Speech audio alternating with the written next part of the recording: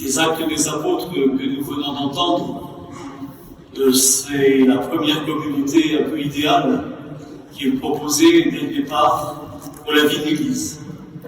Donc je pense que les frères moines qui sont ici ont immédiatement fait le rapprochement avec la communauté réelle que vous faites et de voir les similitudes ou peut-être aussi les écarts, j'espère pas le grand écart qui vous sépare de cette première communauté chrétienne.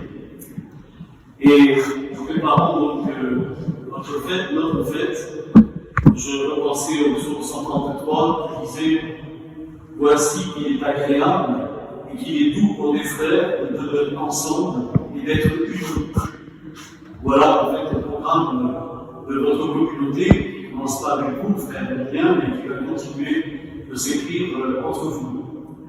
Mais, contrairement à ce que vous pourrez penser au premier abord, je suis sûr qu'il ne va pas de soi, non seulement pour un chrétien, mais aussi pour vous, que vous puissiez vivre avec d'autres chrétiens. Ça ne va pas de soi. Pourquoi? Parce que vous ne vous êtes pas choisis.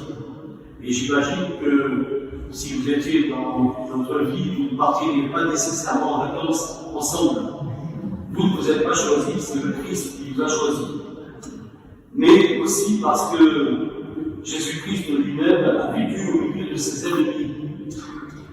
Finalement, tous ses disciples l'ont abandonné sur la croix, il s'est retrouvé seul, entouré de malfaiteurs. Et ça tombe bien parce que je crois aussi que les uns et les autres, vous êtes des malfaiteurs, parce que vous êtes des pécheurs.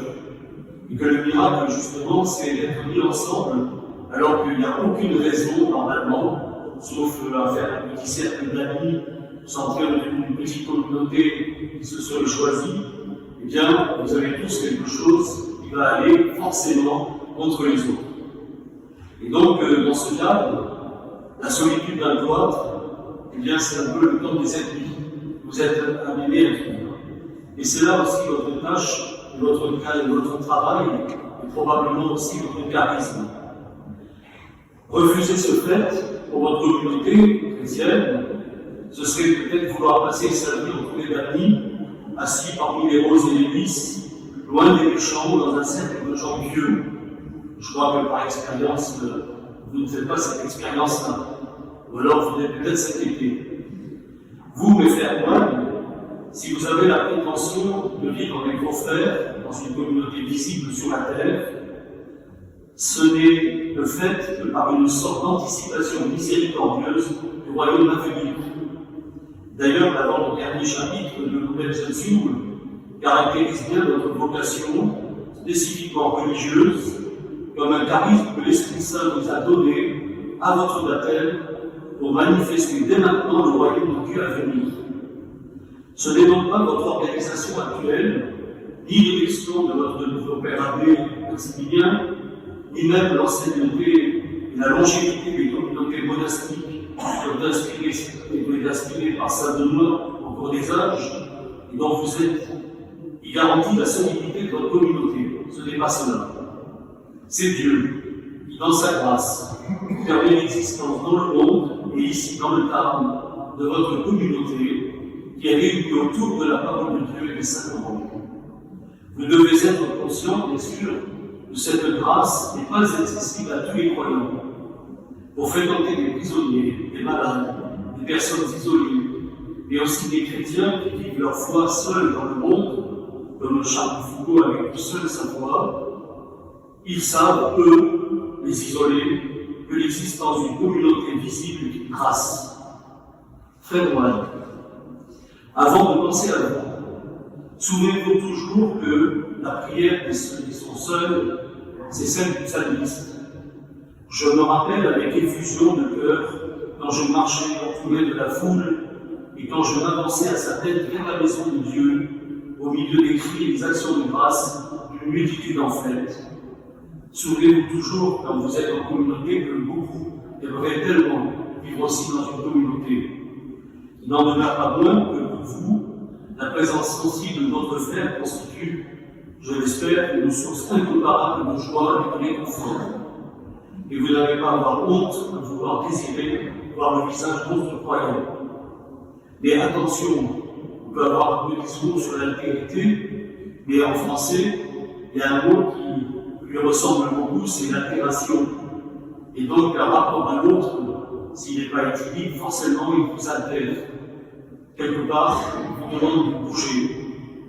Attention donc que la grâce de la communauté, qui fait rêver toutes celles et ceux qui fréquentent de l'extérieur votre communauté, eh bien, considérez votre vie comme un privilège, une grâce, une communauté qui peut-être pourrait être dédaignée, foulée au pied par vous. Avec le temps, avec l'usure, avec les habitudes, le risque, c'est justement de ne plus percevoir cette grâce qui vous est faite par Dieu, de vous avoir mis ensemble, alors que normalement il n'y a aucune raison que vous soyez ensemble. Et si vous pouvez être des frères en communauté, c'est uniquement par Jésus-Christ, avec Jésus-Christ et en Jésus-Christ. C'est pourquoi l'avènement de votre nouveau Père Abbé, Père Maximilien, ne craignez pas d'être déçus.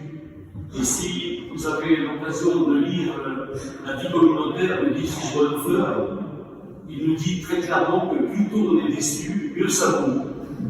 Ça veut dire qu'on est dans la communauté réelle, non pas dans celle de nos rêves, de nos illusions, et on n'existe pas les autres, au fond, ce dont on rêve, mais on prend la communauté telle qu'elle nous est donnée par Jésus-Christ. Et que quand un frère est pénible ou pécheur, un frère demeure un frère. Et donc, c'est à celui que vous pouvez commencer d'être une communauté, telle que Dieu la veut, et saisir par la foi la promesse que vous faites.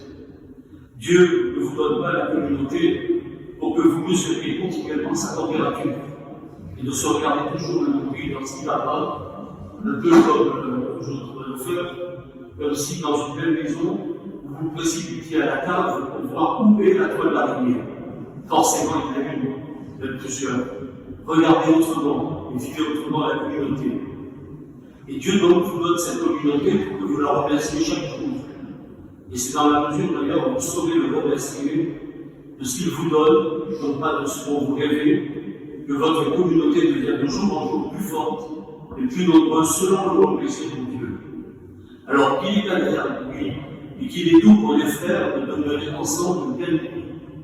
Il faudrait rajouter à bien unis par Jésus-Christ.